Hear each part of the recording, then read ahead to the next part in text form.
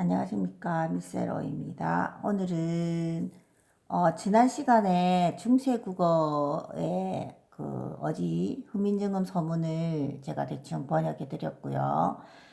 전체적인 특징을 한번 구체적으로 짚어줘야 될 것 같아가지고 오늘 두 번째로 15세기 중세국어의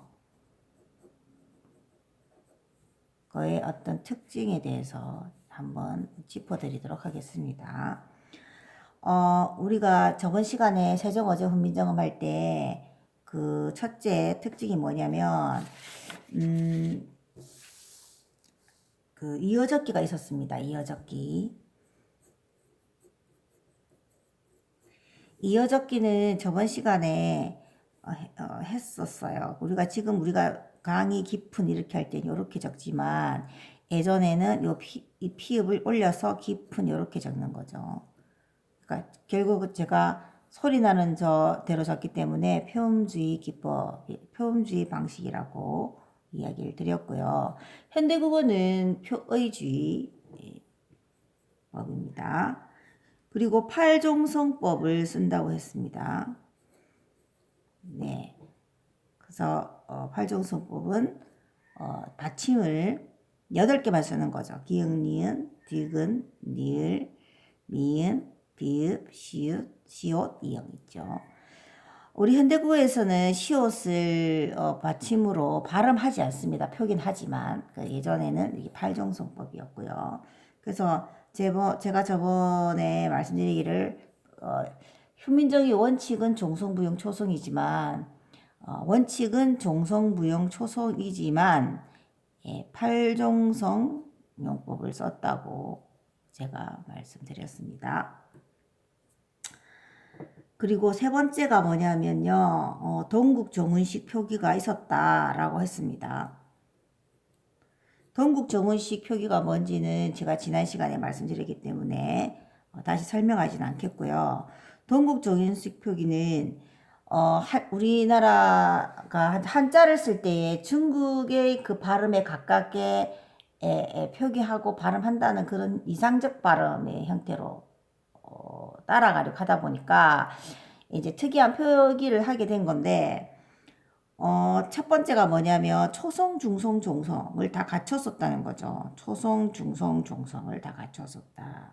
그래서 지난 시간에 제가 말씀드리기를 세종 어제 훈민정음 할 때 세종 했을 때 이 종 밑에는 은가가 있는 꼭지형, 즉 애니형을 썼고요. 여기는 은가 없는 그냥 형식자음을 썼다고 했습니다. 이 부분이 동국정운식 표기, 그러니까 초성, 중성, 종성, 초성, 중성, 종성. 이게 중성은 현대국의 모음이라고 생각하시면 됩니다. 두 번째는 이제 반치음이라고 하죠. 반침이라든지 옛니형이라든지 쌍기역, 그 다음에 뭐 쌍흣 이런 것들을 초성으로 사용하는 것. 이런 것도 동국정운식 표기고요. 그 다음에 세 번째가 지금 알아두실 게 요걸 좀 알아두셔야 되고 또 세 번째 거 알아두셔야 됩니다. 이게 뭐냐면은 이형보례죠. 이형보례. 이형보례는 뭐냐고 하면 리을로 끝나는 한자가 있어요. 슐 이라고 하는 한자가 있거든요.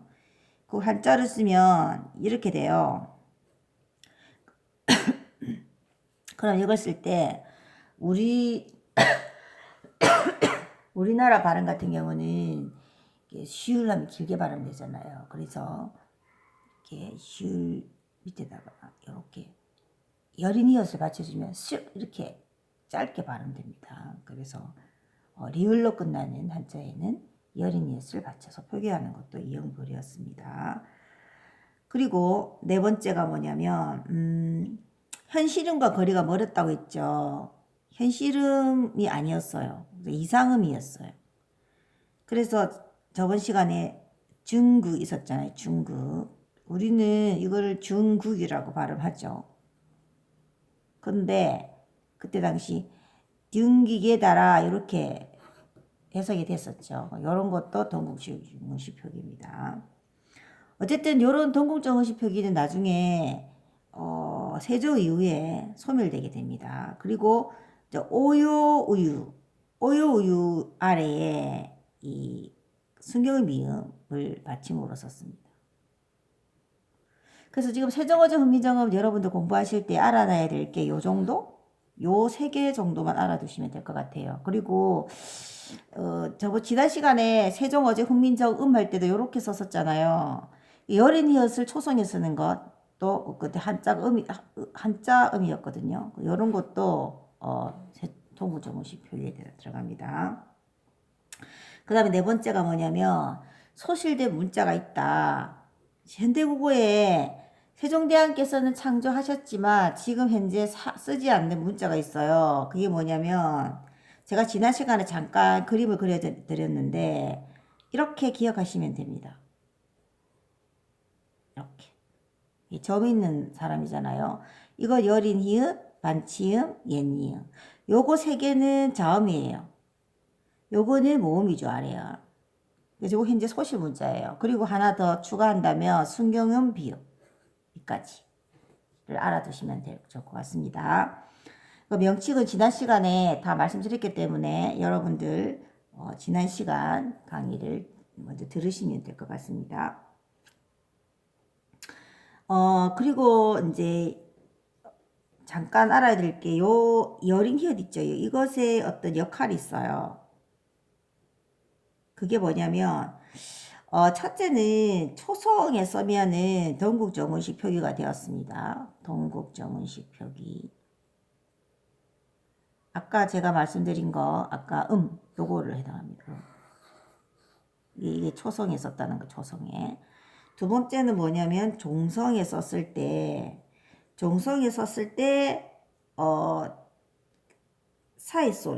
사이소리로 쓰여서 된소리 부호가 됐어요.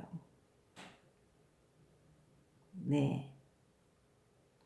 그리고 전름부호, 끊어읽기 표시가 됐잖아요. 끊어읽기. 왜냐하면 예전에는 붙여 써서 계속적으로 읽었었잖아요. 그러니까 끊어읽기 표시. 그 다음에 세 번째는 이제 동국정운식 입성 표기. 이거는 뭐냐면 아까 말씀드린 리을로 끝나는 여기 있잖아요. 리을로 끝나는 한자에 이렇게 여린 히읗을 붙어서 빨리 끝나는 입성 표기가 되었다는 겁니다. 그리고 이제 여섯 번째 어두장군.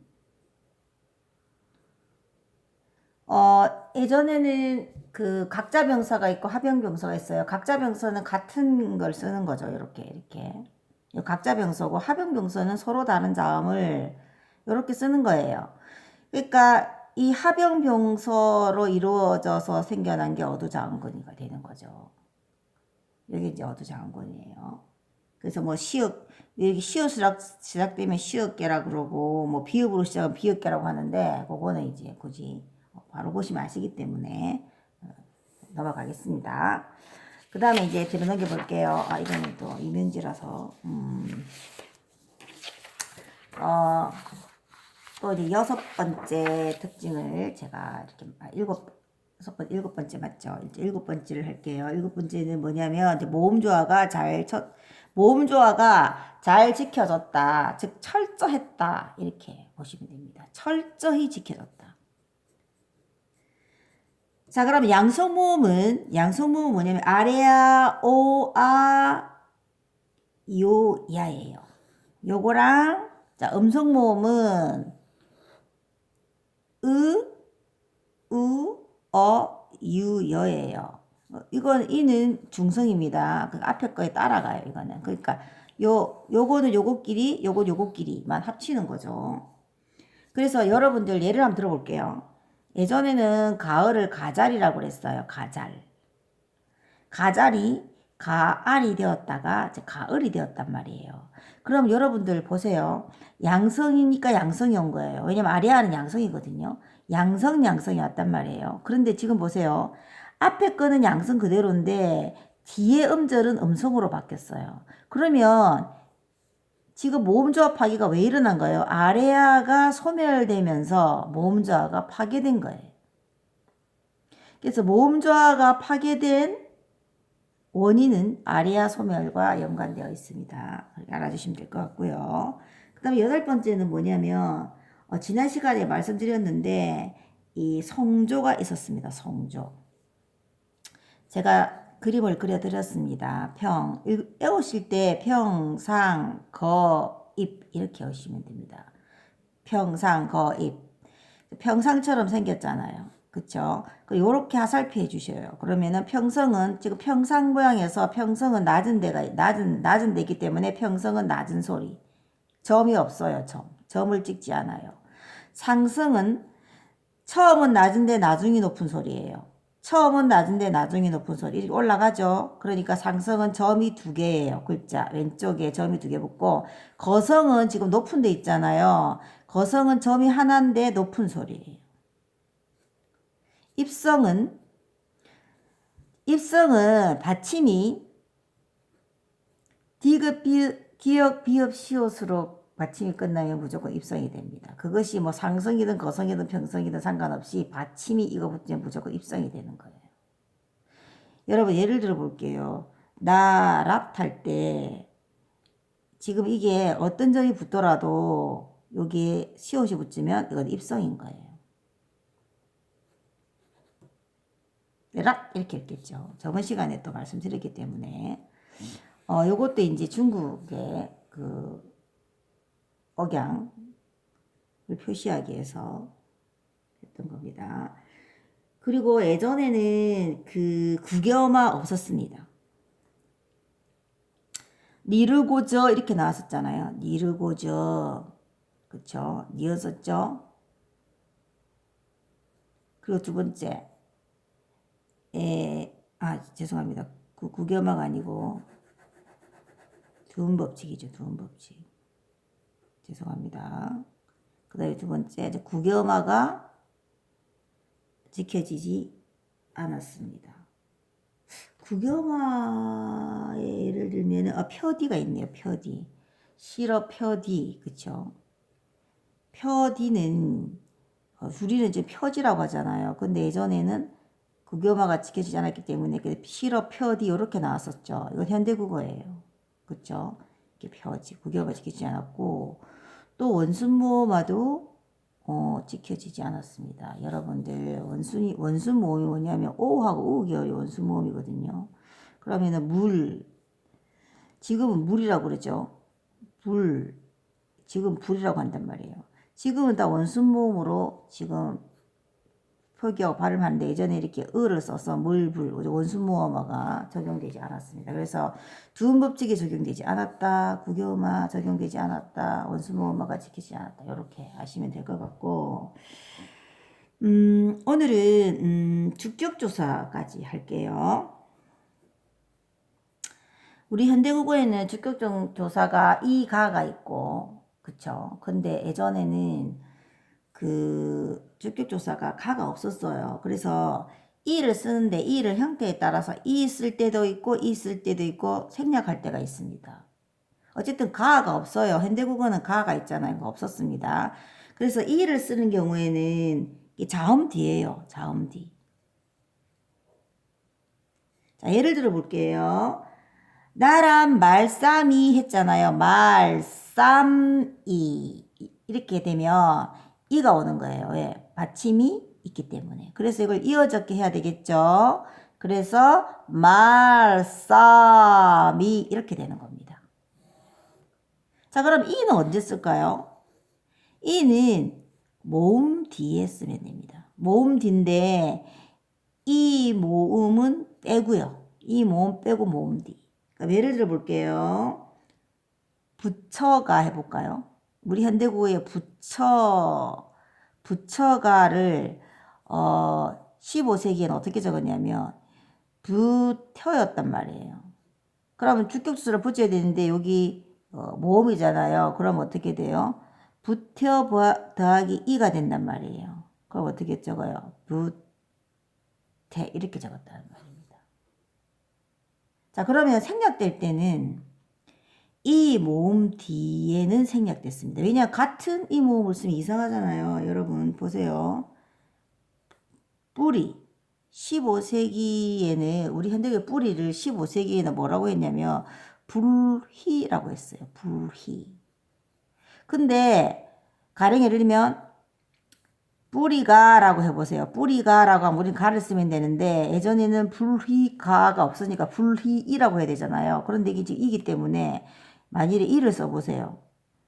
불희 이런 식으로 이런 글자가 없는 거예요. 그럴 때는 그냥 불희 깊은 이렇게 썼어요. 뿌리가 깊은. 그래서 여기서는 주격조사가 생략된 형태가 되는 겁니다. 여러분 오늘 주격조사까지만 했는데 지금 목적격 조사, 간접격 조사, 판정 의문문 형태가 조금 남았어요. 제가 오늘 중으로 또 세 번째 것까지 올리도록 하겠습니다. 지금 기말고사 시험 범위에 들어가는 학교가 많아가지고 조금이라도 도움이 되기를 바라는 마음에서 간단히 요약을 한번 해보았습니다.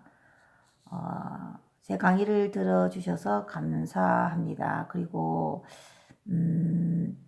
유튜브에는 적절한 인원수가 되어야지만 뭐 이렇게 여러 가지 그 서비스가 많아지더라고요. 그래서 혹시라도 제 강의가 조금이라 마음에 드시는 분은 구독 신청 꼭 부탁드립니다. 미셀 오였습니다.